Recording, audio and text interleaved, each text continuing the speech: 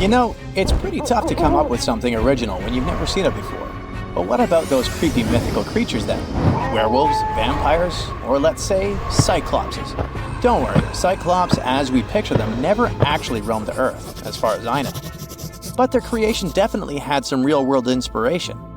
Turns out, ancient tales of these one-eyed giants might have been stirred up by a certain animal: dwarf elephants. Let's rewind to the Pleistocene era. It's where the inspiration for Cyclops lies. When sea levels were lower, animals could waltz from one island to another. Elephants and mammoths were just chilling together. But then the Ice Age ended, and ice melted, and bam! Those land bridges were underwater, leaving some animals stranded. With food running low, smaller elephants had the best chance at survival, leading to dwarf versions that were just about 3 feet tall at the shoulder. Now, here's where it gets interesting. When those little elephants passed away, they left behind skeletons that might have looked like a giant with a single eye. The trunk, which is soft and doesn't fossilize well, was gone. And without tusks, the skulls could totally resemble something out of a monster mash. Yikes! So when the Greeks showed up and stumbled upon these skulls, they could have thought they had stumbled upon massive creatures with a single eye. And poof! The legend of the Cyclops was born. Remember that cute cartoon about a mermaid? Well, sorry to break your pink glasses, but the true story didn't end happily.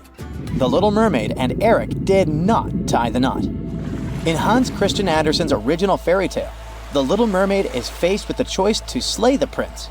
However, when it's time to act, she discovers that she is unable to harm him. Instead, she chooses to sacrifice herself to save him, ultimately turning into sea foam. Right, but where does the mermaid character come from?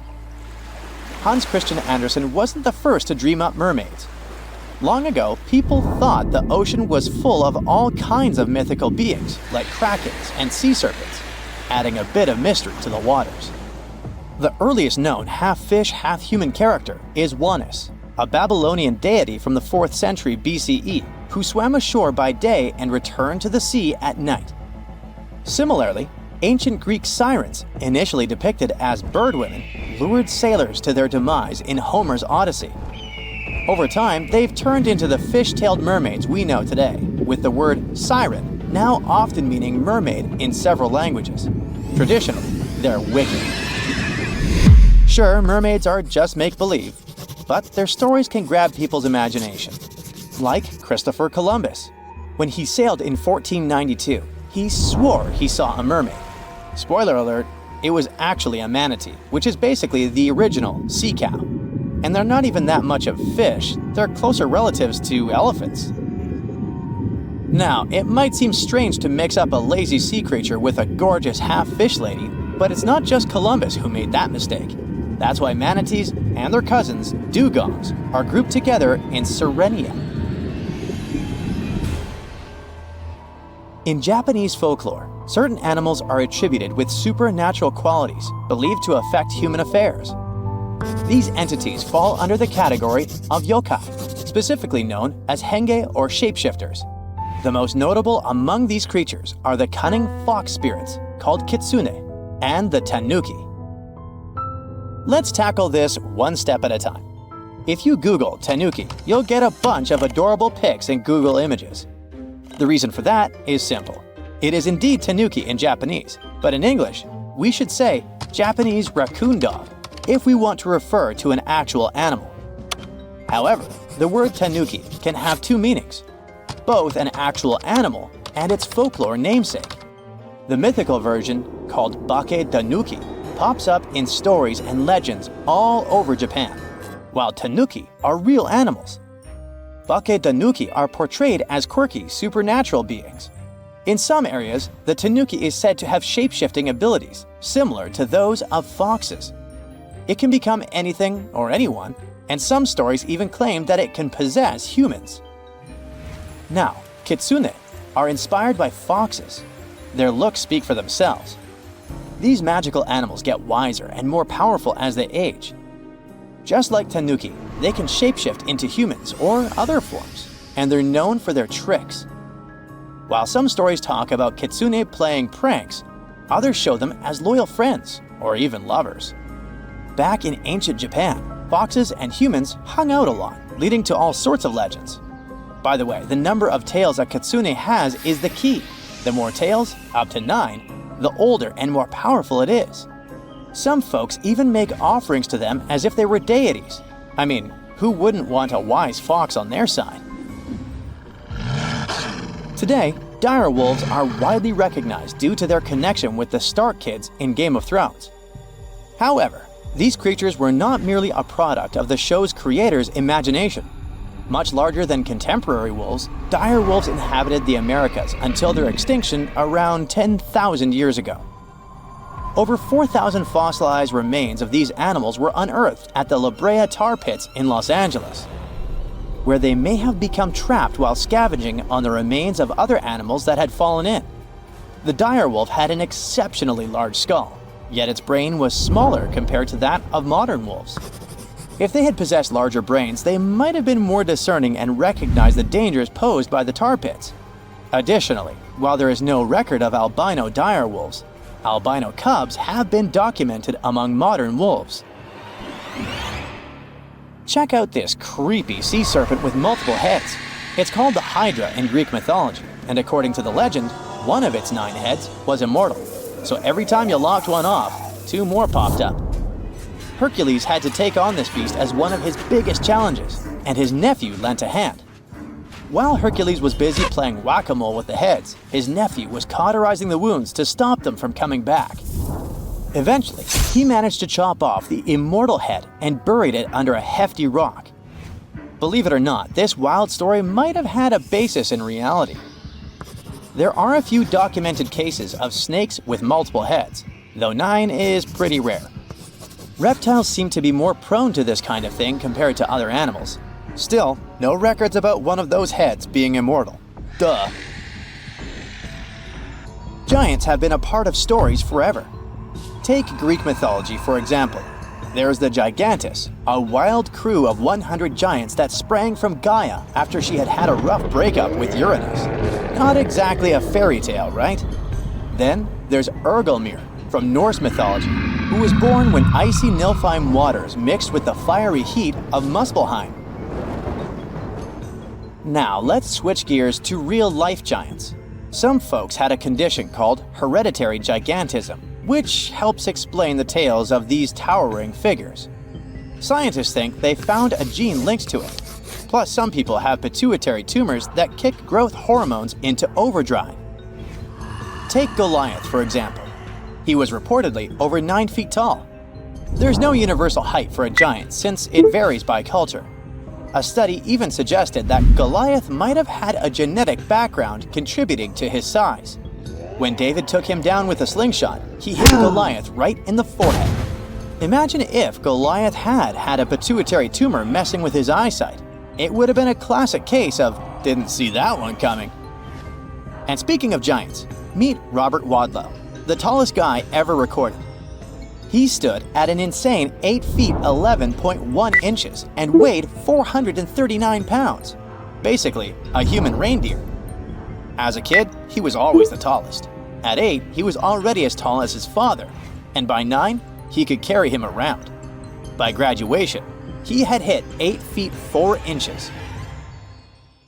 They look like they come from your worst nightmares. There's no evidence they exist, but all the scary stories about them still sometimes sound so real, passed down from generation to generation. Which one is your favorite?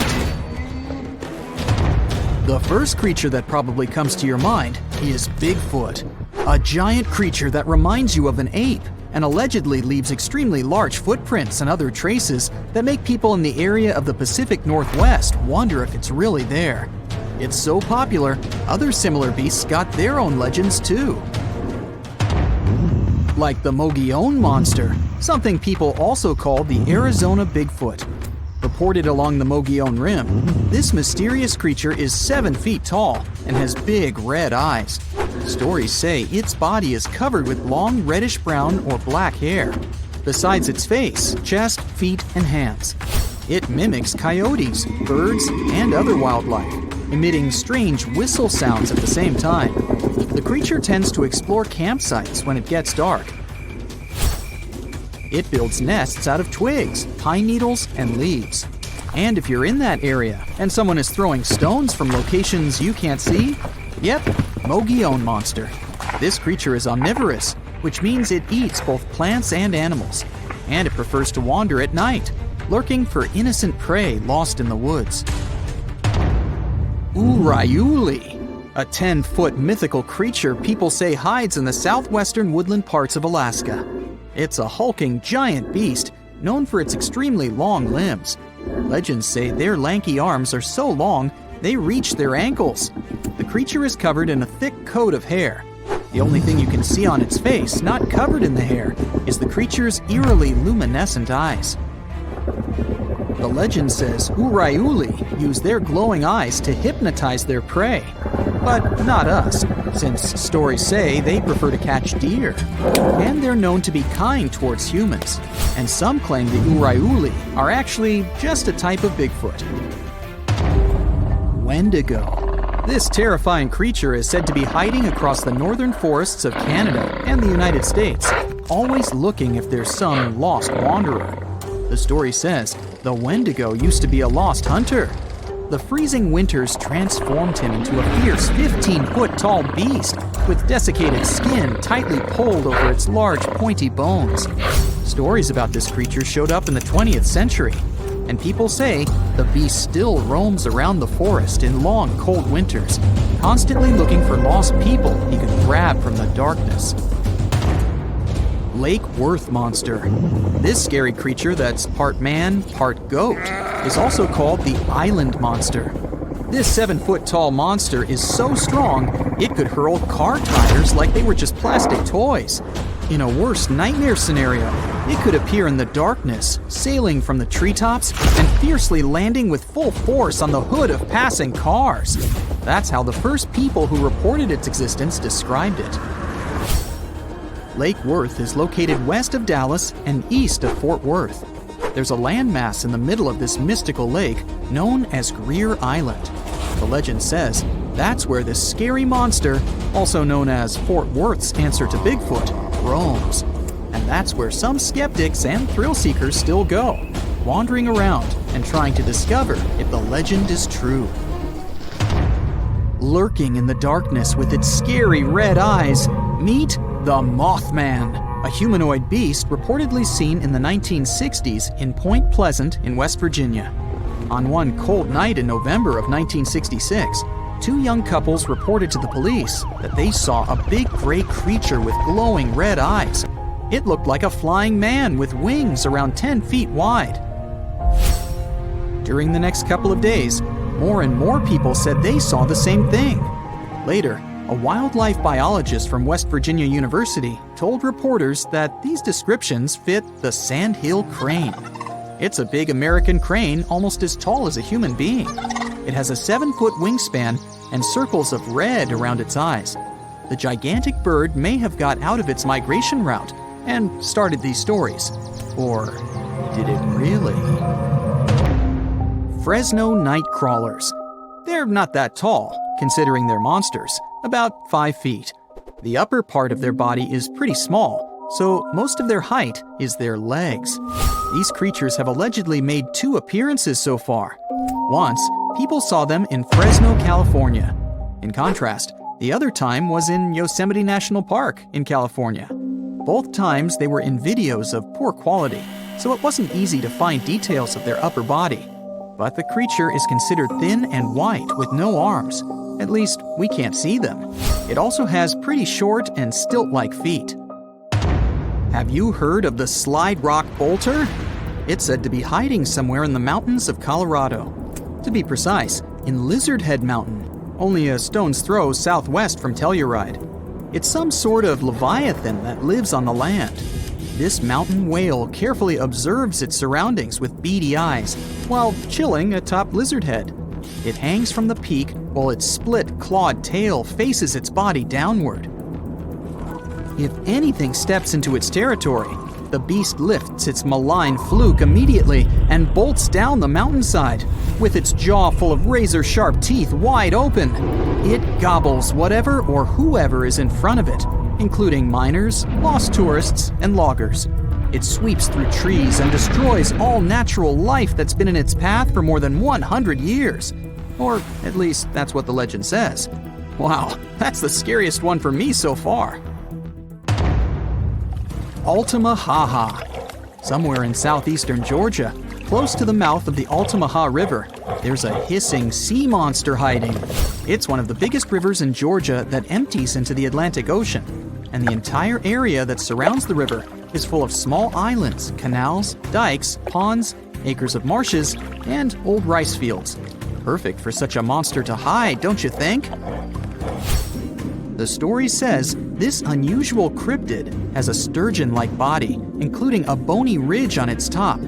Due to its front flippers, the creature swims like a dolphin. His snout reminds me of a crocodile. His teeth are large and sharp, whereas his eyes are big and protruding. The beast is green or gray with a white yellowish underbelly and is up to 30 feet long.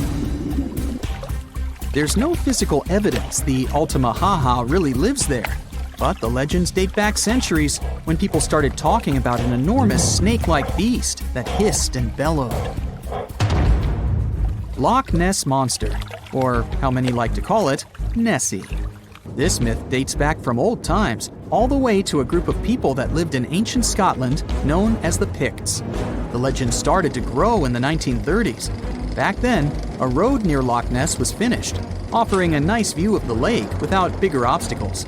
And in April of 1933, a couple noticed there was a large animal. They compared it to a prehistoric monster or dragon. Most people imagine it as a plesiosaur, which is basically a marine dinosaur. The beast quickly crossed the couple's car's path and then disappeared below the water's surface. Later that year, some researchers even big footprints. They believed they were from a pretty soft-footed solid creature around 20 feet long. Later, some determined the tracks were the same as the ones that a hippopotamus leaves. Plus, scientists said the lake wasn't that nutrient-rich for such a large predator. There are not enough animals to support such a beast at the top of the food chain.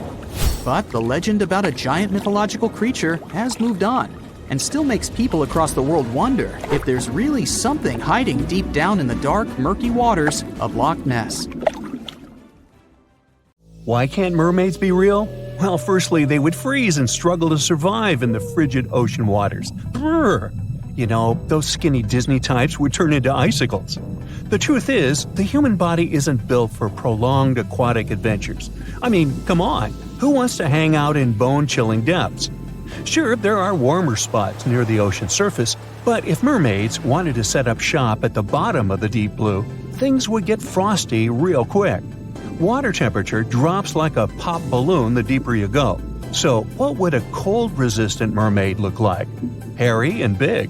Imagine a super fuzzy aquatic mammal or an extra plump mermaid rocking the underwater fashion scene. Not exactly the image we had in mind, huh? Secondly, they just can't cherry-pick body parts like in a mythical buffet. Mammals and fish play by different rules. Fish don't have the warm-blooded hairy vibes that define mammals like us. It's like trying to merge a human with a fish. Evolutionarily speaking, that's a big no-no. Our human lineage and the fish clan took different paths long ago. They're distant relatives, like that cousin you see at family reunions and awkwardly wave at from a distance. And don't even get me started on digestive dilemmas. Fish and mammals have completely different plumbing systems. When you imagine a mermaid with a mix of mammalian digestive powers and fishy hindquarters, well, things just don't add up. Let's dive deeper and separate fact from fishy fiction. If mermaids needed to swim up to the surface for a gulp of fresh air, they'd require a blowhole instead of a regular nose and mouth. You know, just like our crocodile friends with their handy nostrils. Breathing underwater ain't no easy feat, my friends. Now, if mermaids were all about that aquatic life, they'd either need gills that they curiously lack, or another clever way to supply themselves with oxygen. Marine mammals have evolved anatomies that allow them to survive those lengthy oceanic excursions. Human divers, on the other hand, have their lungs shrunk in size when they go deeper due to the pressure. Some whale species have special rib cages to protect their lungs during such moments. Plus, they've got that fancy myoglobin stuff in their muscles and blood, which loves to cozy up with oxygen. Mermaids would need something similar in their toolkits. Now, let's not forget about those gangly human arms and fingers that serve us so well on land. Hello, pizza time. Sadly, in the water realm, they're not ideal. If mermaids had been around longer in evolutionary terms, maybe their arms would have undergone some serious makeover. If mermaids had a lengthier evolutionary history, those arms would need some adjustments, that's for sure. Unless, of course, there was a good reason for their existence. Maybe their environment would require them to be food-gathering aficionados rather than speedy swimmers. So you see, the mixture of human and marine anatomy may offer the worst of both worlds. The challenges remain even if we reverse things, with human legs at the bottom and a fish head on top. Hey, want to kiss the girl? No. Gills for easy breathing? Handy indeed. Yet, what about those exposed human parts struggling to withstand the ocean's wintry charms? The Fiji mermaid was a curiosity that gained popularity in sideshows during the 19th century. It consisted of the torso and head of a juvenile monkey sewn onto the back half of a fish. This peculiar object was presented as the mummified body of a creature believed to be half mammal and half fish, resembling a mermaid. P.T. Barnum, the renowned showman, acquired the mermaid and exhibited it in his American Museum in New York in 1842. The mermaid's appearance, described by Barnum himself, departed from traditional depictions of mermaids as attractive beings. Instead, it was described as an ugly, dried-up creature frozen in a painful-looking pose. It was another hoax promoted in those times. I know, this sort of breaks the spell. But if the water is going to get dangerously cold, then realistically, mermaids would spend some time fattening up. Basically, they would look like sea lions. It all comes down to the freezing temperatures of water at some point. This made me ask, what if the ideal place for these ladies was underground caves and Arctic waters? Well, let me tell you a story. Once upon a time, mermaids discovered a wondrous secret in the deep ocean depths, where sunlight could barely reach. In this realm of imagination and possibility, they stumbled upon a hidden underground springs and caves adorned with intricate coral formations. These enchanting locations held a secret that would forever change their underwater lives. As the mermaids ventured deeper into the mysterious subterranean world, they were mesmerized by the shimmering light refracting through the crystal-clear water. But it wasn't just the ethereal beauty that captivated them. It was the realization that these hidden springs and caves offered more than just aesthetic charm. These subterranean water systems were connected to vast underground reservoirs, providing a bountiful source of fresh water.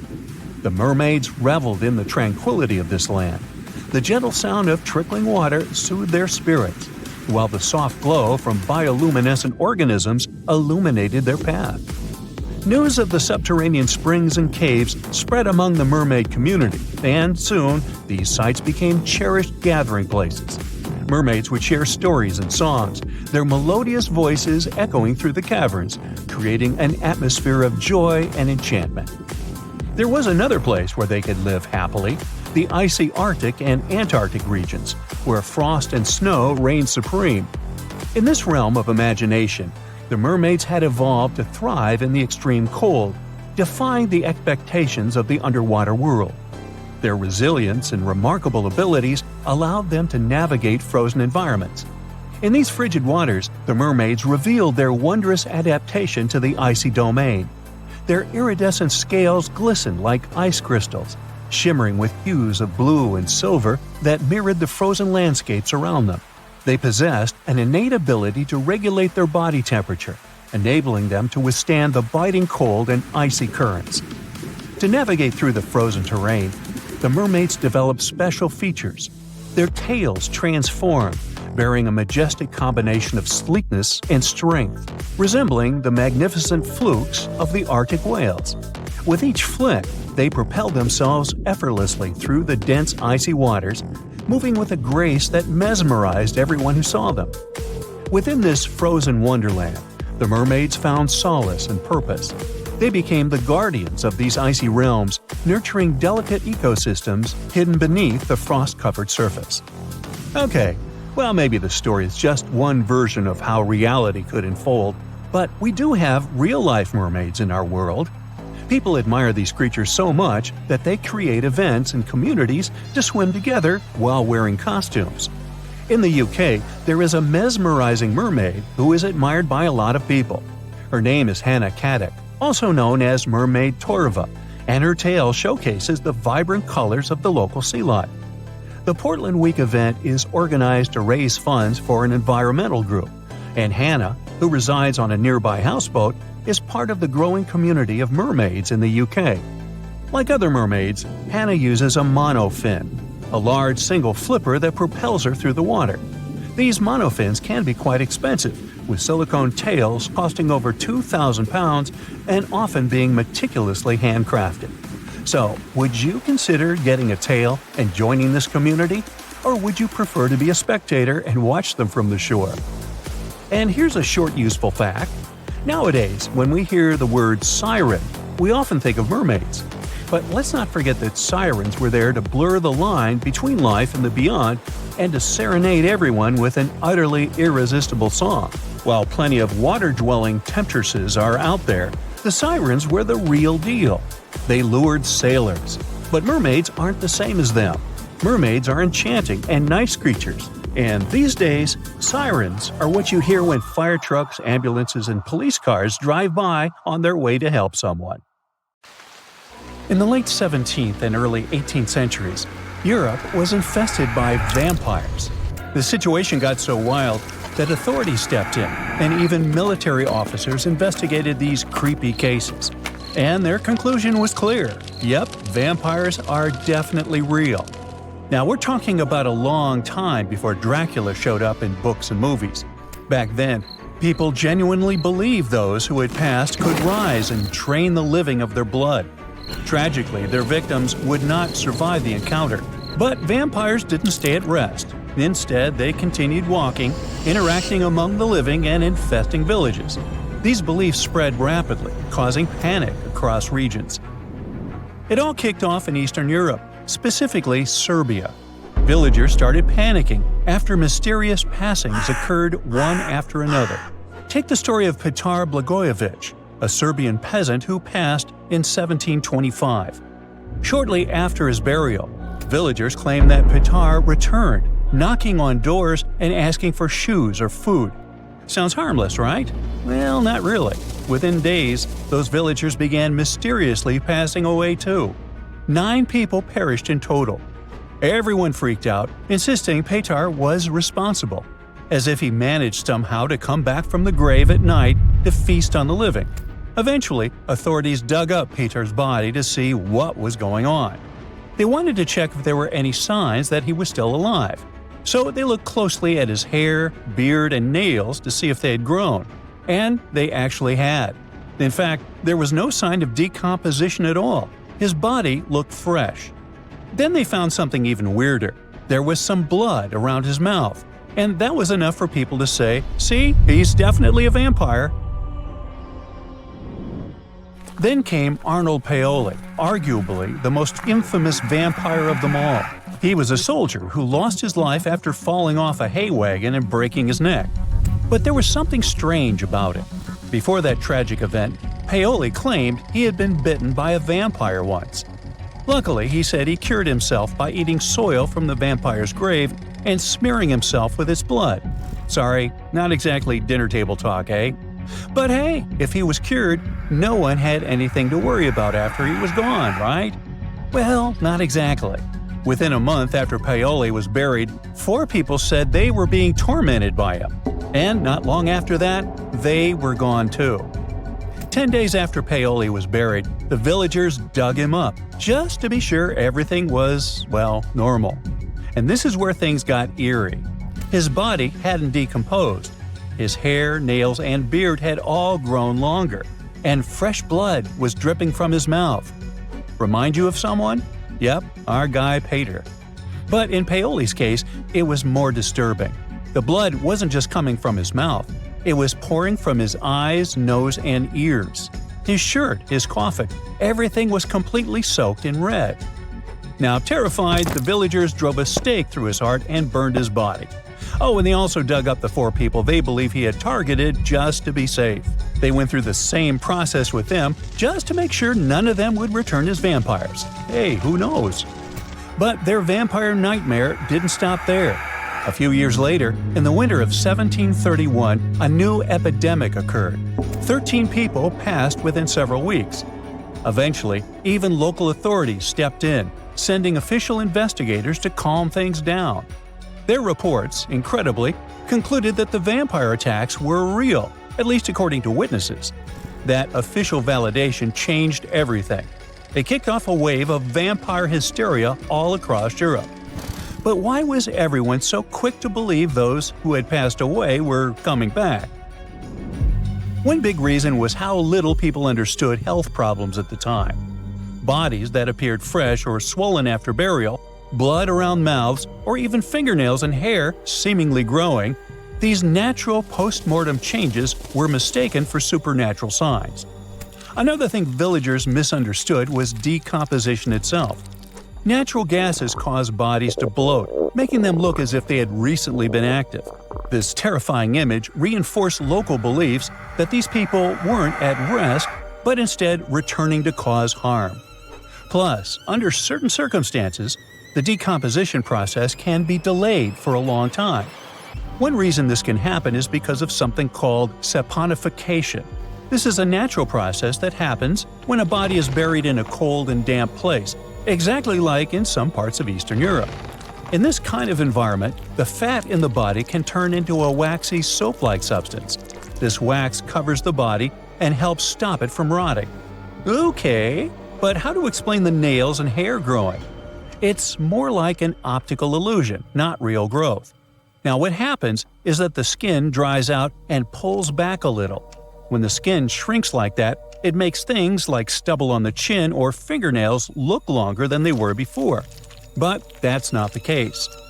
And what about the blood? Well, it turns out science has an explanation for that too.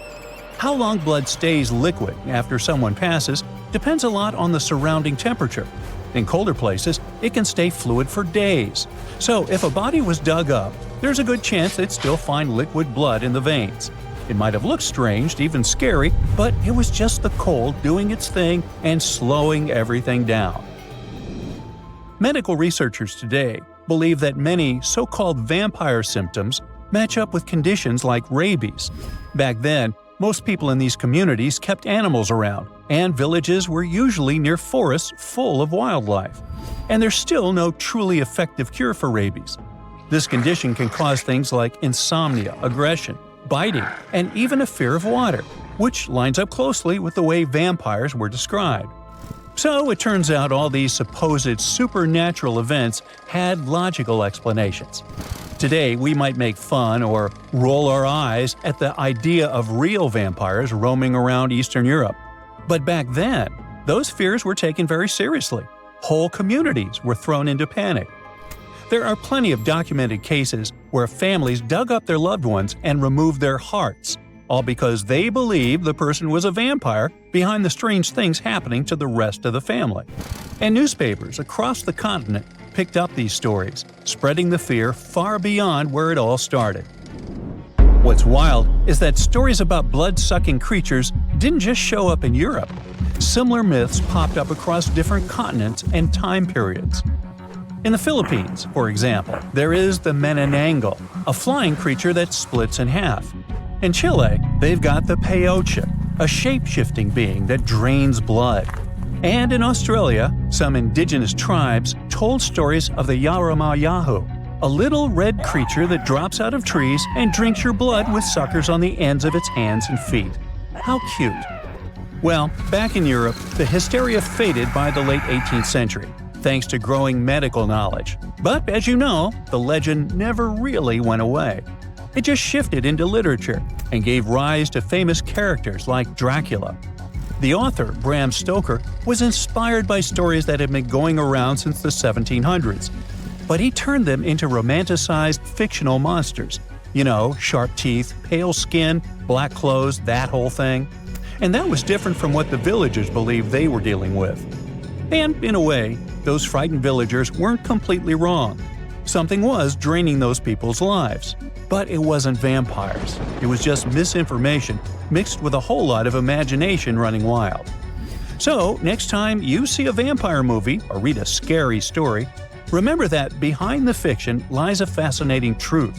A real wave of fear, confusion, and panic that swept Europe nearly 300 years ago, leaving a chilling legacy that still fascinates us today. In the middle of a dense, foggy forest, you spot glowing red eyes. Suddenly, a strange clicking sound breaks the silence. It's not just in your head. Stretching over 2,000 miles from Newfoundland to central Alabama, the Appalachian Mountains hide terrifying creatures like Bigfoot and the Wampus Cat. You might think they're just myths, but there's actually a chilling explanation behind them. First up, the Mothman. This creature is a superstar in the world of horror stories, but not many people know that its legend actually started in the heart of Appalachia, in Point Pleasant, West Virginia. Back in 1966, two couples were driving when they suddenly came across a human-sized moth, about 7 feet tall, with glowing red eyes. They totally freaked out and sped up, but the strange creature flew and chased after the car, making a screeching sound until it finally disappeared. After this encounter, the group told the police that the creature looked like a tall, muscular man with huge, white wings, but they couldn't see its face because of the hypnotic effect of its eyes. Since then, the Mothman has become a famous urban legend. People swear they've seen similar creatures in other parts of the US, like Chicago and Gallipolis, Ohio. Theories about what people saw range from a balloon with a flashlight tied to it to extraterrestrial beings visiting Earth. But it's also possible that it was just a bird, more specifically, a barred owl. People probably mistook a bird for this creature because the barred owl looks eerie in the dark. It has spooky eyes and makes creepy clicking sounds. Still, these birds aren't huge, so it's strange how they've been mistaken for such a scary monster. Wait, what did people actually see then? The second strange beings are known as the moon-eyed people. This was a group of bearded, flat-faced, pale people with big blue eyes who supposedly lived all across Appalachia. Why did I say supposedly? Well, because no one could ever prove they actually existed. The stories about them were part of the Cherokee folklore, so we don't really know how reliable the information is.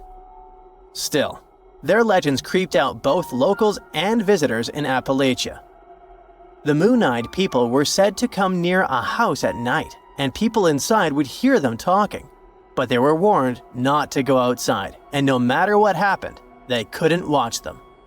In the morning, they'd find their corn gathered as if someone had helped them, or the opposite. Fields completely cleared like a whole group of men had been working there and taken all the crops. One of the most famous stories about them involves a mysterious stone wall found at Fort Mountain State Park. It was built between the years 500 and 1500, but no one knows who actually built it. Some people believe it was the moon-eyed people's work, and the ruins today are proof they really existed. They might not be delusional, though. One theory suggests that the moon-eyed people were actually Welsh people. At the time, they were in Appalachia, mining the mountains, and the Cherokee gave them this nickname because they lived underground and had great night vision.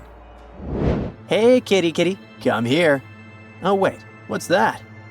According to legends, the Wampus Cat is a half-dog, half-cat creature that roams the Appalachians after dark, or just before dawn. And it can run totally upright on 2 legs. So if it comes running after you like a human would, you'd better hide fast and don't look at it. Rumor has it that its yellow eyes can pierce the hearts and souls of anyone unlucky enough to cross its path, driving them to the edge of madness. Okay, that's probably just folklore, but the real-life creature that might be hiding behind these legends isn't much friendlier. The stories describe the Wampus Cat as a kind of underwater panther, so some experts believe it sounds a lot like a mountain lion. Apparently, they're really strong swimmers and cross a large lake without much difficulty. Now, let's say you're driving in the Appalachian region at night. Suddenly, you spot an animal in the middle of the road. You slow down and take a closer look. It looks like a deer, but there's something off. Its eyes are too close together, its head is misshapen, its neck is too long, and its legs move in unnatural ways, almost like a puppet on strings. Oh, and even if you honk, this creature won't move. It's definitely not afraid of you. This is the not deer. Although some people have reported sightings as far away as Texas and even Norway, it's definitely an Appalachian myth. One young woman said she was hiking when she spotted a doe. Suddenly, the animal looked right at her, and she noticed that all of its knees were bent backwards. Any direction a deer's knee is supposed to go, the deer's knees did not. Oh my. Anyway, the internet is flooded with people talking about the not deer and its creepy behavior. But the thing is, we can't find a single photo or video that proves it actually exists. So what could it be? One explanation points to sick animals. There's a neurological condition known as CWD that affects different deer species like elk, moose, and even reindeer. It causes the brains of infected animals to degenerate, leading to loss of body functions and abnormal behavior. Since the symptoms match what some people describe as not deer behavior, it makes sense to think this condition could be behind the strange sightings. The last creature on our list, the one and only Bigfoot. You know, that large, hairy, human-like creature that walks upright and roams the dense forest in the US. In the Appalachian Mountains, there have been Bigfoot sightings from the Adirondacks in New York all the way down to the Blue Ridge Mountains in North Georgia. This bizarre figure has haunted our imagination for decades, but scientists believe it could actually be a humble black bear in disguise. It turns out the American black bear is found in many of the same areas where people claim to have spotted Bigfoot. Studies show that for every 1,000 increase in the bear population, there was a 4% increase in Bigfoot sightings. And there are two main reasons why the American black bear could be the perfect imposter. The first reason, they're big. Adult males can weigh up to 660 pounds and grow up to 6 feet long. The second reason, while we think they primarily walk on 4 legs, they are perfectly capable of standing upright. In fact, not only are they capable, they do it all the time. They stand up to get a better look at something, sniff the air, or just to appear bigger when they feel threatened. When they do that, they definitely look like a human-like figure. And for those people who aren't used to being around bears, it's easy to mistake them for something more sinister and out of this world. Now, you might be wondering why so many strange sights and creatures are said to live in the Appalachian, and the answer might be linked to the region's age. The process that led to the creation of these mountains has been going on for over 480 million years, which means they're older than Saturn's rings, for example. Over all this time, the region has gone through some drastic changes in its composition, creating a huge number of ecological niches with varying elevations, slopes, aspects, temperatures, and rainfall. And according to experts, the reason the region is so full of bizarre legends isn't just because the mountains are old, but because they still look old. Since a large part of Appalachia is basically untouched by humans, much of that ancient biodiversity is still around and seems unknown to us. This has created a landscape full of deep forests, mist-covered valleys, and winding rivers. A place where secrets seem to be hiding in the fog. And over the centuries, the isolation of the Appalachians only allowed these stories to grow. In 1975 in Puerto Rico, a farmer saw most of his goats lying lifeless on the ground. He got closer and saw that the animals were stiff and had 2 puncture marks on their necks. Goats were not the only animals that were hurt. Many pigs, cows, and geese lost their lives too. They all had the same distinctive bite marks on their necks, and all had been drained of their vital fluids.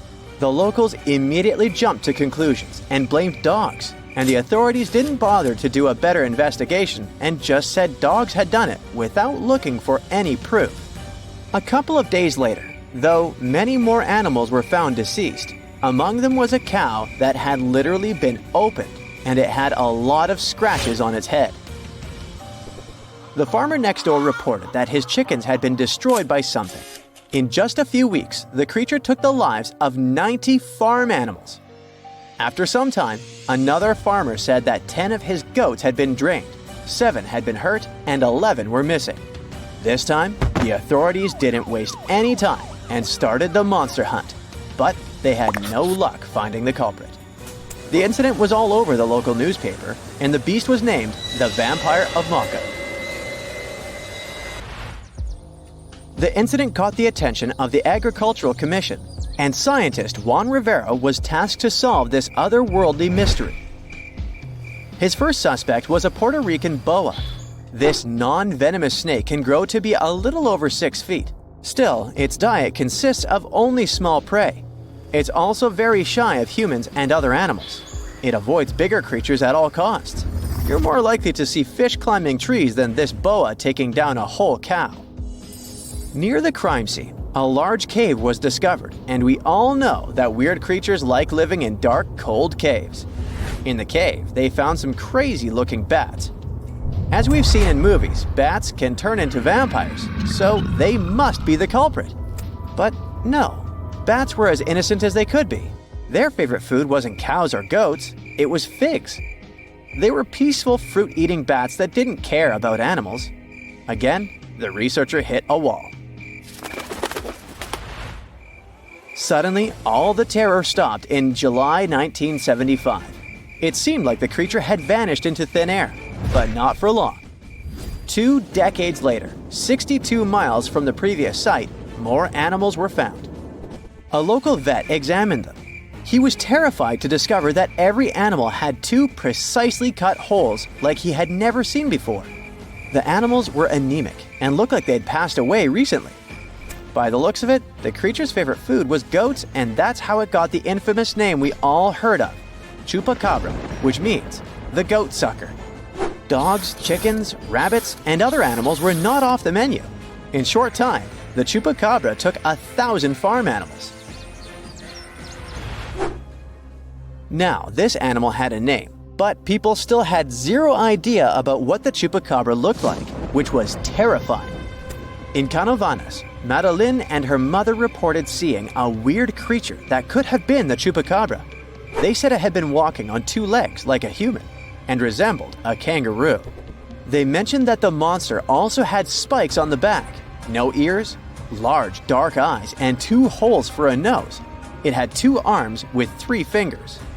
The chupacabra seemed to like Madeline's house because her husband and his coworker found it in the garage. They tried to capture it, but didn't succeed. Madeline later drew a detailed sketch of it. Many people saw the sketch and reported seeing a similar creature. They claimed it had strong legs and wings and smelled like sulfur. Take all these descriptions with a grain of salt. If they'd been true, they would have been all over the news. But still, keep in mind these descriptions. They will be important later in the story. In 1976, on some talk show, they talked about the chupacabra, and the show quickly went viral. Soon, people started reporting having seen a similar creature in Florida and Mexico. Many said that the stories were like a unicorn rodeo. They were totally made up. In Mexico, 2 skeptical inquiries, Patricia and Mario, laid traps around those farms where the chupacabra had allegedly been seen. They caught some animals in their traps, but no sign of the goat sucker. They only captured wild dogs. The police stated that the chupacabra was just a wild dog, not a mythical creature. And still, in the next 5 years, there were numerous sightings of the chupacabra worldwide.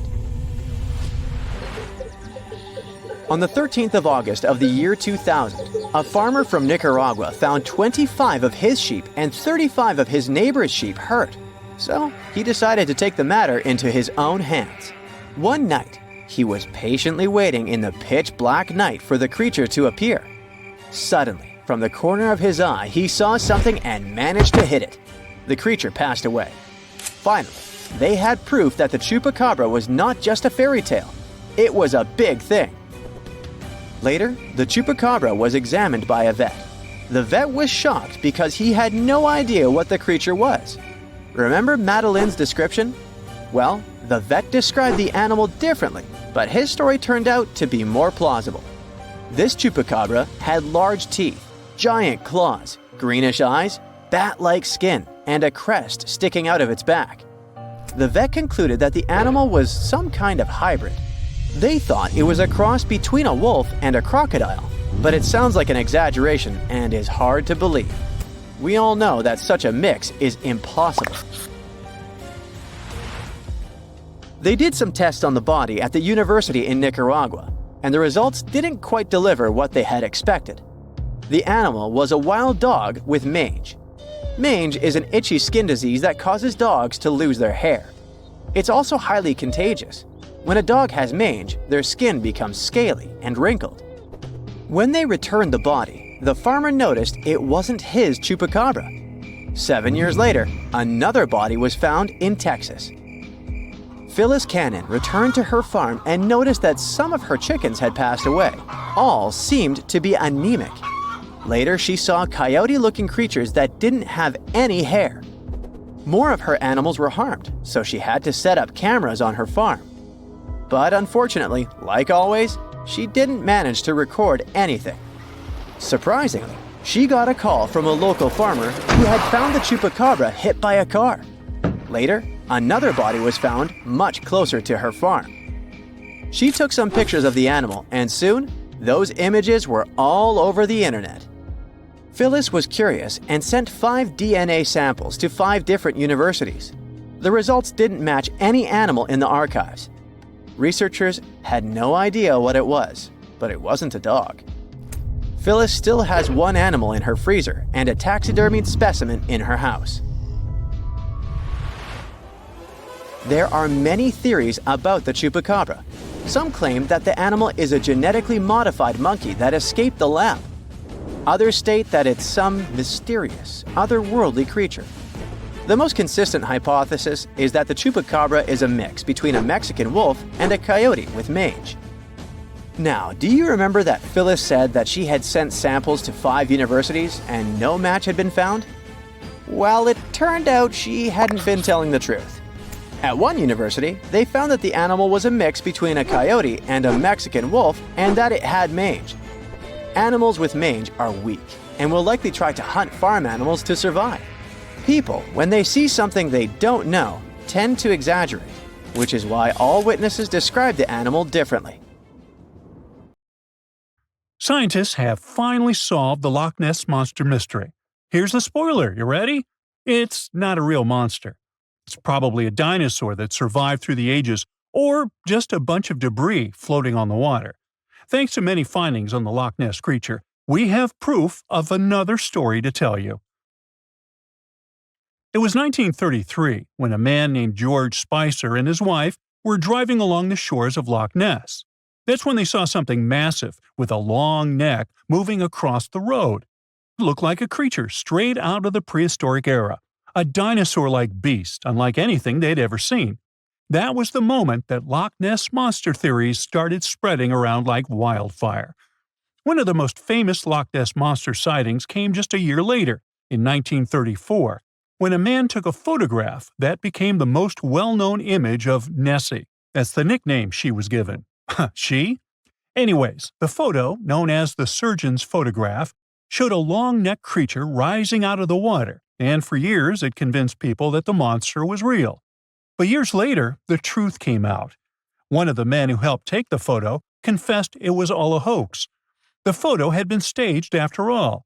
When the photo was published, it had been significantly cropped. This made the animal in the picture look much bigger than in real life, fueling the theories that the Loch Ness Monster did in fact exist. In the 1960s, one of the first big scientific attempts to investigate the mystery of the Loch Ness Monster happened. A research team took sonar equipment to the lake and spent hours scanning the waters in search of evidence of large creatures. What they found was puzzling. They recorded several objects moving deep in the loch, or lake, with no clear explanation as to what it was. Though the team didn't manage to capture anything definitive, this sighting helped fuel the belief that there was indeed something massive living in Loch Ness. After that, research about the mystery of the Loch Ness Monster kept popping up. In 1972, with the help of underwater photography, some researchers managed to capture strange images, which got people's hopes up for a minute. But the truth is, this early research about the Loch Ness Monster was far from conclusive. Now, of course, not everyone bought into the mystical, magical theories about the Loch Ness Monster. Theory 1, from a professor of zoology at Oxford University, has made it clear that the monster is a biological impossibility. Hey, my pediatrician said that about me, too. Meanwhile, he says that no skeletal remains have ever been found in the region. Plus, no fishermen have ever caught anything resembling the creature in their fishing nets. For him, this works as proof that it simply can't be real. When it comes to the famous photos of the Loch Ness Monster as evidence, well, that's pretty simple. The professor offers a more down-to-earth explanation. He argues that these images are either showing floating debris or birds, like cormorants, which have long necks and often appear to be low in the water. When people refute his suggestion, he takes us back to human psychology and explains that people often make mistakes and misjudge the size of things, especially when they just caught a glimpse of it, and even more so when they are hoping to see something specific. Now, many of those alleged photos depict an animal with a long neck and a small head, which has led some to believe that what they're seeing is a plesiosaur, a giant marine reptile that lived 215 million years ago and disappeared with the dinosaurs. The idea of a plesiosaur surviving all these years is a theory that's been around since the first sightings of the creature. But this researcher isn't buying it. He explains that no plesiosaur fossils have been found in the region dating to anything later than 66 million years ago. The idea of a prehistoric creature still lurking in the waters of Loch Ness just doesn't hold up scientifically. Then there's theory number 2, from a British naturalist who has spent over 50 years investigating the Loch Ness Monster phenomenon. His conclusion is a little less dramatic. He believes that most people who report sightings of long-necked creatures are misidentifying other animals. He suggests people think they are seeing a sea serpent. Reports of sightings from the Loch Ness Monster have been around since the 6th century CE, long before they were distilling Scotch whiskey or other explanations. Early reports of these sea serpents describe large creatures with long snake-like bodies and multiple humps. Some say the creatures were as big as boats, and many swore they saw something swimming in the waters. Many of these early sea serpent sightings may have been misunderstandings or exaggerations of normal animals in the loch, like large fish or even swimming birds. They could have been large eels, which are known to live in Loch Ness. These eels, especially when they're moving, might have given the impression of a long, undulating creature in the water. People who saw these eels from a distance, particularly in low light or misty conditions, might have mistaken them for something much more mysterious. Theory number 3 says something else. Nessie is just a series of standing waves. These happen when two boat wakes move in opposite directions, creating a big hump in the water that could look like a creature from a distance. Loch Ness enthusiasts even showed how it works, with footage from Fort Augustus, where a river meets Loch Ness. These enthusiasts had big plans to use drones with infrared cameras and special underwater microphones to search the loch. Now, Loch Ness is massive, stretching around 23 miles long and more than 700 feet deep. So, they thought they needed drones and infrared cameras to put an end to this discussion. But despite everything, they haven't found Nessie. But it's not only the Loch Ness Monster that lacks scientific explanation. There have also been scores of sightings of Yetis and Sasquatches that no one can really explain. Folks have made movies, dreaming of finding the truth about these creatures. But, according to recent research and evidence, it looks unlikely that we'll ever find definitive evidence of their existence. Science says they can explain Sasquatch sightings, and this is how. Biologists who study wildlife using camera traps, which are set up in remote areas to capture images of passing animals, have long attempted to find elusive species. These cameras detect movement and snap pictures, providing invaluable data on the biodiversity of different ecosystems. As camera traps collect more photos over time, the number of species recorded grows. However, after a while, the number plateaus, suggesting that no new species are being detected. While it's impossible to claim 100% certainty, researchers say that after significant camera deployment, it's safe to say the likelihood of discovering new species, especially large ones like Bigfoot or the Yeti, drops significantly. Camera trap studies have been running for years in regions where these creatures are rumored to live, but so far, no conclusive evidence has surfaced. Instead, the supposed proof of Bigfoot or the Yeti often comes from blurry photos or shaky videos taken by individuals who claim to have encountered them. The scientific understanding of biology also makes the existence of Bigfoot highly unlikely. Often described as a great ape, Bigfoot would have had to evolve in North America. However, great apes evolved in Africa, and the only great ape to make it to the Americas is Homo sapiens, whose ancestors crossed the Bering Strait only about 16,000 years ago. This is far too short a time for a new species like Bigfoot to have evolved. While it may be disappointing for these mysterious creature enthusiasts, the scientific evidence points firmly toward the conclusion that creatures like Bigfoot and the Yeti are more fantasy than reality. After decades of extensive scientific research, it's safe to say that yes, science has solved the mystery of the Loch Ness Monster, and it's pure fiction. So, what do you think? He's known as a creature of pure terror, a monster that inspires fear in all who gaze upon him. His name is Bigfoot. This hulking beast was said to have shaggy fur covering his massive frame. His eyes were glowing, fiery orbs of orange and red, and his teeth were sharp and jagged like knives.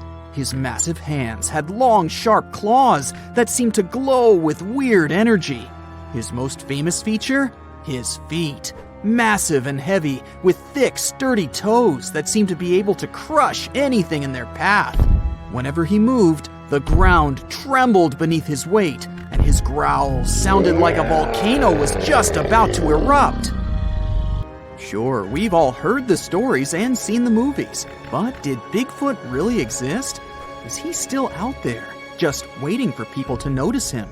Let's look at some of the information we do know for sure.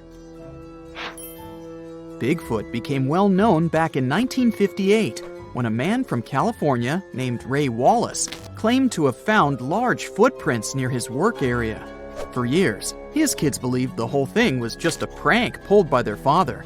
People have reported finding many more footprints and a few handprints that were similar, but some of them were left by bears, others were fake, and many others can't be explained to this day. But the legend of Bigfoot predates this event. In 1955, a man named William Rowe said he saw a creature that looked partly human and partly animal while hiking on Mica Mountain in British Columbia. He later signed a document stating that the creature was about 6 feet tall, had brown silver-tipped hair, and had thick arms, broad feet, and breasts. Then there's the story of Albert Ostman, who claimed in 1924 that while he was camping alone near Toba Inlet in British Columbia, he was taken by a Bigfoot and held captive by the Bigfoot's family for a week.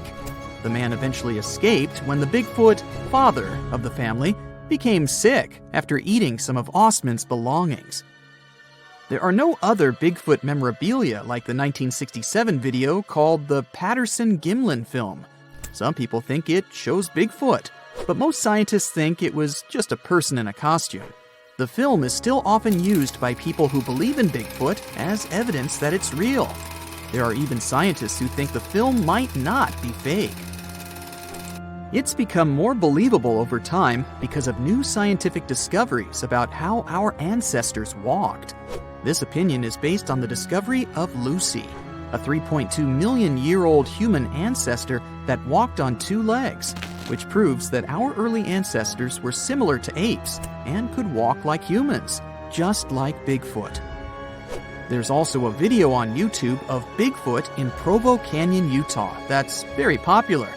The video shows a big black animal in the trees, possibly eating or looking for food. As the camera zooms in to get a closer look, the creature stands up on two legs like a person. Obviously, the people filming it got extremely frightened and ran away at once. The video was posted in 2012 and has been watched more than 7.6 million times. The people who made the video were not really looking for Bigfoot. They were simply camping and wanted to see some deer. They initially thought that they saw a bear until the huge creature stood up and looked straight at them. They ran to their car and left their tent and stuff behind. Their belongings are most likely still there. Skunk apes are said to be a species of Bigfoot-like creatures that people think live in swamps in the southern United States. In 2013, a video was posted on YouTube showing a potential skunk ape in a swamp in Mississippi. The creature in the video appears to be very strong and has short, broad shoulders, a small head, and long legs. Some believe the video is real, but others think it's a hoax because the camera often moves around quickly or the person filming runs away just when the creature is about to be seen clearly.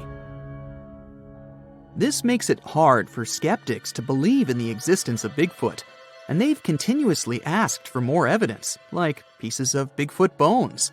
This is probably the reason why two men claimed that they had found a frozen Bigfoot while hiking in Georgia. But what they had found turned out to be nothing more than a gorilla suit. They didn't back down, though. One of the men also later claimed to have injured and captured another Bigfoot in Texas in 2012, and even charged people to see it. But later he admitted it was fake too.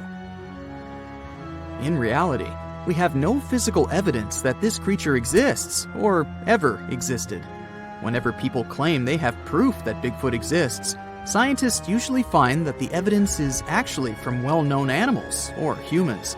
For example, in 2014, a group of researchers examined 36 hairs that were believed to belong to Bigfoot. Almost all of the hairs turned out to be from animals, such as cows, raccoons, and deer, as well as from humans. They did find something surprising, though. Two of the hairs were similar to those of an extinct type of polar bear. Scientists concluded that these hairs could have come from a new type of bear, or a mix of different bear species. But they were definitely from a bear, not a primate like Bigfoot.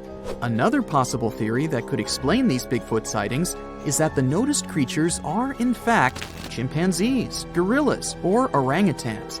This idea is often mentioned in connection to skunk apes because some people believe that the hot and humid climate in the southeastern U.S. could let this species thrive there. Sure, Bigfoot might be entirely made up, but it may not be on purpose. Our brain has a lot to do with it too, all because of a little thing called pareidolia. This is the tendency to see patterns or familiar objects in random or ambiguous things, such as seeing faces in clouds or animals in inanimate objects. It's a psychological phenomenon that can lead people to perceive things that are not actually there. We might be tricked by our brains into thinking we've seen Bigfoot, because we tend to spot human-like shapes in our environment. This often happens with blurry photos or videos of the supposed Bigfoot. Other people believe that Bigfoot is a type of ape that used to live in Southeast Asia and is now extinct. These people think that Bigfoot may have come to America by a land bridge that used to connect Siberia and Alaska during the last ice age. However, there's no evidence of this ape in America, and we don't know much about how it moved because scientists only have the fossils of its jaw and teeth to study. Some specialists believe this ape might have walked on two legs, but others say it walked on all fours because it was so big. Some scientists believe that Bigfoot could be an extinct species called Paranthropus, which used to have a skull similar to that of a gorilla. It walked on two legs. However, the Paranthropus fossils have only been found in Africa, so there's no reasonable explanation for the Bigfoot sightings in America. Others believe that Bigfoot could be related to the Gigantopithecus, a type of ape that lived millions of years ago. Some people have even suggested that Bigfoot could be the missing link between apes and humans. But this idea is not supported by scientific evidence. There are theories that claim that Bigfoot was actually a Neanderthal. We do know for sure that Neanderthals are extinct because there are no known living individuals of this species. All evidence suggests that Neanderthals became extinct around 40,000 years ago, and there have been no confirmed sightings or discoveries of Neanderthals since then. Also, no remains of these species have ever been found in the Americas. Alrighty, folks. Gather around and let me tell you about the Manananggal, a real charmer of a mythical creature from Filipino folklore. She's often described as a lady who likes to snack on sleeping pregnant women. But here's the twist. During the day, she's all dolled up and looking like a total babe. But come nightfall, she detaches her torso and spreads her massive bat-like wings to fly off into the darkness in search of her next victim. And she doesn't just stop at pregnant ladies. Nope. Sometimes she'll use her good looks to lead astray men and take them to her secret hiding spot where she'll feast on their heart, intestines, and other internal organs all night long. Yikes. If you're ever faced with a Manananggal and want to stop her from reattaching her body before sunrise, just sprinkle some salt, ash, or crushed garlic on the remaining half of her body. Easy peasy, right? So keep an eye out for this winged wonder and don't forget the garlic! Okay, so check this out. In German folklore, there's this crazy creature called an Alp. Basically, it's like a vampire, mixed with an incubus. And it wears this dope hat called a Tarncap that gives it all kinds of powers. This dude is all about preying on women at night by messing with their dreams. Oh, and it's into breast milk and sucking the blood of men and kids. The Alp can shapeshift into all kinds of stuff, like cats, pigs, dogs, snakes, and even butterflies. And it's got this evil eye that can totally mess you up with bad luck or sickness. But don't worry, you can protect yourself by hiding a broomstick under your pillow, pointing your shoes towards the door, hanging iron horseshoes from the bedpost, or putting a mirror on your chest. And if all else fails, just leave the lights on all night and shove a lemon in its mouth if you catch it napping during the day. Meet the Pontia Nuk, a spooky ghost from Malay mythology. Legend has it that she was a woman who passed away while giving birth, and now she's out for revenge. She's not your average ghost either. She's got long black hair, sharp fingernails, and a blood-smeared white dress. But watch out, because she's also a master of disguise. She can transform into a beautiful woman to lure in her prey before ripping out their insides. If you're ever out at night and hear the cries of babies or feminine laughter, beware. That could be the Pontia Nuk coming to get you. And if the sounds are quiet, she might be right around the corner. So keep your wits about you, and don't fall for any too-good-to-be-true ladies. Hey, did you know that according to Irish legend, every family has their very own banshee? This banshee lady is supposed to let out a piercing wail or shout when someone in the family is about to kick the bucket. Talk about a not-so-subtle warning, but don't let her eerie cry trick you. This banshee lady is said to be drop-dead gorgeous with long flowing locks and crimson eyes from all her crying. She's also known for wearing a gray shawl over her green threads. Fashionable and spooky? We're into it. Some people even say that this banshee can transform into a sweet-singing young lady who foretells the doom of the family. Yikes. And if that's not enough to give you goosebumps, she's also been spotted hunched over in the woods, crying her eyes out at night. Sounds like a real party animal, doesn't she? So next time you hear a blood-curdling scream in the middle of the night, just remember, it might just be your friendly neighborhood banshee giving you a heads up. Now let me tell you about the Kalupiluit. These creatures are like the boogeyman of the Arctic. They live near the ice floes and are known for snatching up kids who get too close to the water. But don't worry, it's just a myth to keep children safe. Now, the appearance of these critters varies from story to story, but they all have some things in common. They've got slimy green skin, long hair, and long fingernails. Their hands are webbed like a fish, and they wear these fancy parkas made out of eider duck feathers. Oh, and watch out for their flippers. One of them can emit a sound that'll paralyze you. But don't fret, you can outsmart them. Some clever Inuit hunters figured out that if they asked the Kalupiluit to shapeshift into a seal or whale, they could easily finish it and bring home a tasty catch. Yum! Some stories say that these creatures use kidnapped children to keep their hair looking fabulous. Talk about dedication to hair care. Others say that the kids are just devoured or used to fuel the Kalapilowit's youth. But here's a wild tale for you. There was once a grandma who couldn't feed her grandson, so she called upon a Kalapilowit to take him away. The tribe eventually got back on their feet, and a young couple went to rescue the boy. They found him tethered to seaweed by the Kalapilowit, but every time they got close, she'd drag him back underwater. They ended up waiting until sunrise to cut him loose. Yeah, the Kalapilowit may be spooky, but they're just looking out for the kiddos. And who knows? Maybe they'll give you some hair care tips if you're lucky enough to meet one. Let me present to you the scariest horse-like monster in all of Scotland, the Nucklavi, or Nuckalavi. This bad boy has a skinless body, a head 10 times bigger than a human's, and a breath so poisonous it can destroy animals and crops. So, it's got wicked powers that can cause chaos all over the islands. But fear not, because there's an old spirit known as the Sea Myther who can control this terrifying beast during the summer months. The Nucklavi has roots in Norse and Orcadian folklore, and was first documented by the mysterious Joe Ben using some fancy Latin manuscripts back in the 16th century. Ernest Marwick, an Orcadian writer and folklorist, thinks that this evil sea creature is similar to the Norwegian Knock, the Nuggle of the Shetland, and the shape-shifting Kelpie or water Kelpie.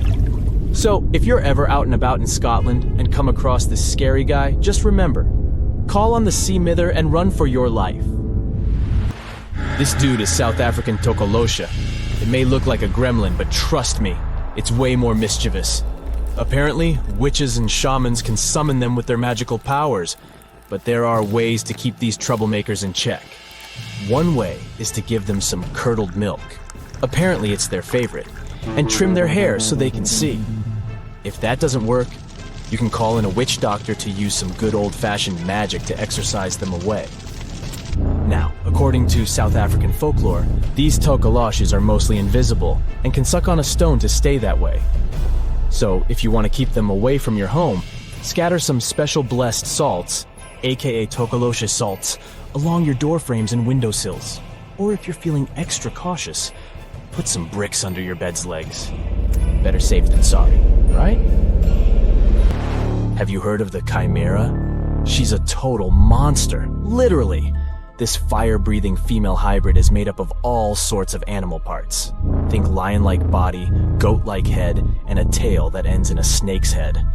According to Greek mythology, the Chimera is the child of Typhon and Echidna, and her sisters are Cerberus and Lernaean Hydra. Sounds like a family reunion, huh? But don't worry, our hero Bellerophon was up for the challenge. The king of Lycia sent him on a mission to defeat the fearsome Chimera, and Bellerophon was the greatest hero monsters were scared of. The Chimera was no match for Bellerophon and his trusty Pegasus. Even though the king was secretly hoping the Chimera would take out Bellerophon instead, in the end, justice prevailed, and the Chimera was defeated. Well, that's it for today.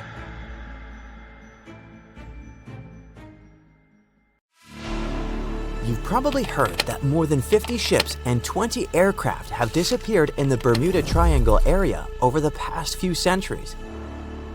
But do you know how many disappearances have occurred in the Alaska Triangle area since the 1970s? 20,000. 20,000 disappearances in the last 50 years. Two questions. Why do so few people know about this? And what's going on there? Let's find out. The Alaska Triangle is an area that includes Anchorage, Juneau, and Utqiagvik. It's covered with lakes, forests, and of course, snow. The place gained a grim reputation after the disappearance of a small plane in October 1972.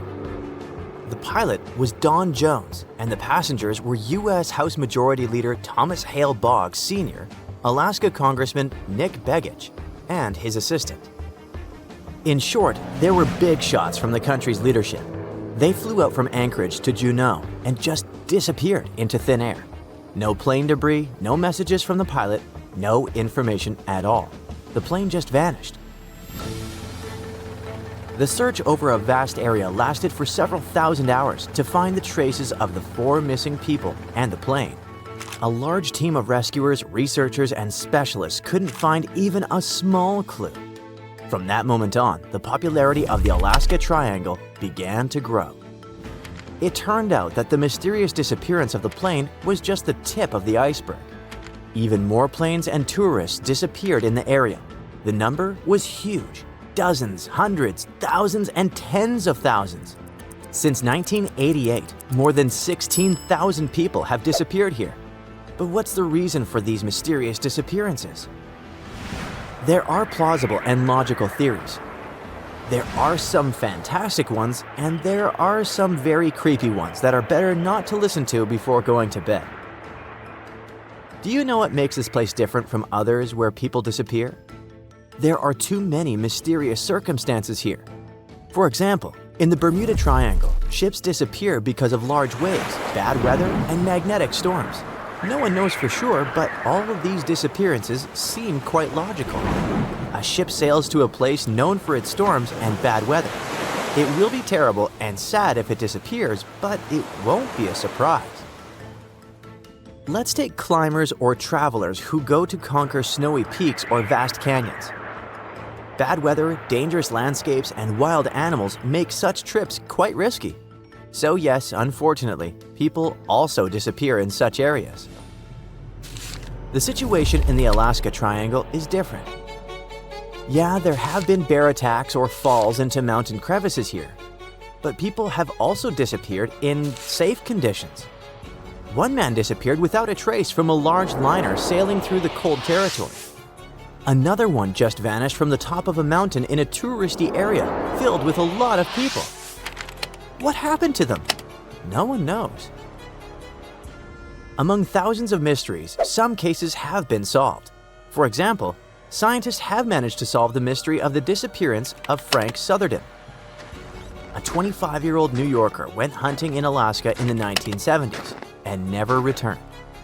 Despite the search operations, no trace of this man was found. But then, almost 20 years later, near one of the rivers in northeastern Alaska, someone found a skull. In 2022, scientists conducted a DNA analysis of the find and confirmed that the skull belonged to the missing New Yorker.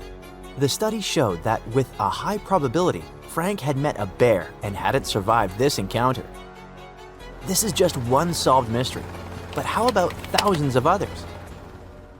Tens of thousands of miles of coastline, more than 3 million lakes, cold, strong winds with snowfall, a large number of bears, crevices in rocks, and many other factors can be the reason for missing people. But maybe there's something else, something that makes people go crazy, hallucinate, get lost, and panic. And these are energy vortexes. There's no scientific evidence that such a strange phenomenon really occurs in the Alaska Triangle, but the theory looks pretty true. So, this is a massive invisible energy that moves clockwise or counterclockwise in the form of a vortex. These spirals can be energetic, magnetic, or electromagnetic. But what are they doing? Magnetic anomalies can disrupt the operation of the compass and other navigation instruments, and people can experience dizziness, disorientation, and even hallucination. According to the theory, people's behavior changes depending on the direction of the vortex. If it swirls up clockwise, then it has a positive effect on a person. People experience calmness, concentration, and a desire to create.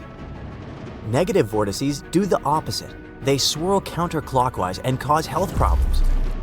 Bad mood, nightmares, depression, confusion, and malfunctions of electrical appliances.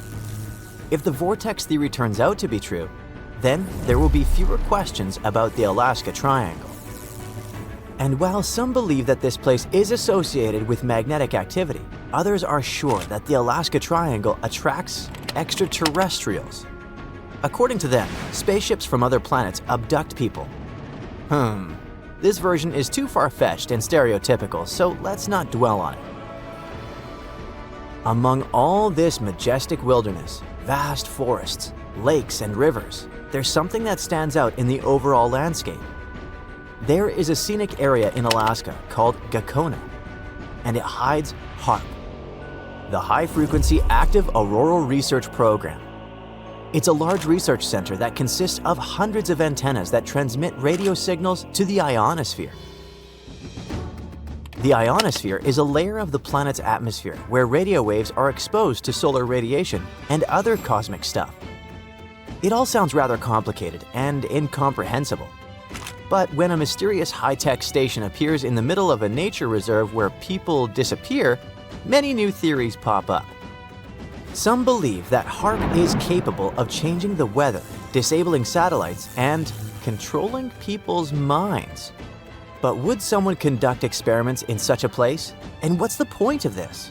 In short, the HAARP version doesn't seem very realistic.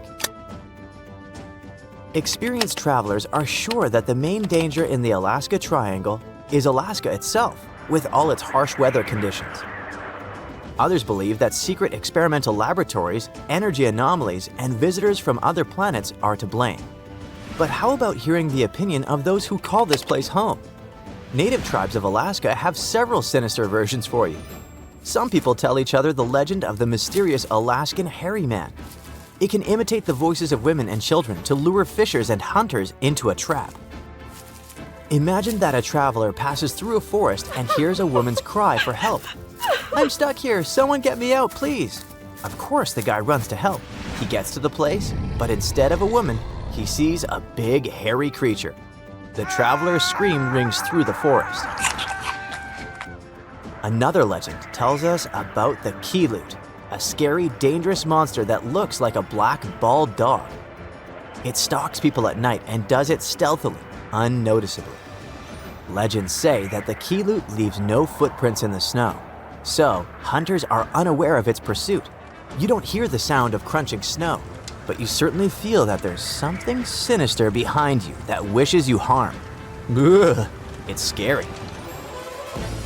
In the forests, mountains, and fields, you can meet the Alaskan hairy man and the Keeloot. And in lakes and rivers, something scarier awaits you. Meet the Kalupalik, a human-like aquatic creature with green, scaly skin, long, wet hair, and long nails.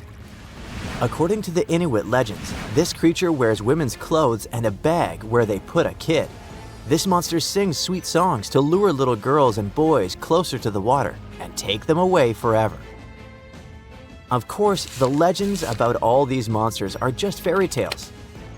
But the danger of the Alaska Triangle is quite real. Not because of all the rumors about anomalies and strange occurrences, but simply because it's a vast wilderness area. Such areas are dangerous in various parts of the world, not just Alaska. And in fact, all the mysteries surrounding disappearances are simply exaggerated by scary stories and popular media. After all, if you look at the statistics of disappearances in other parts of the country, it turns out that the Alaska Triangle is not such a unique place.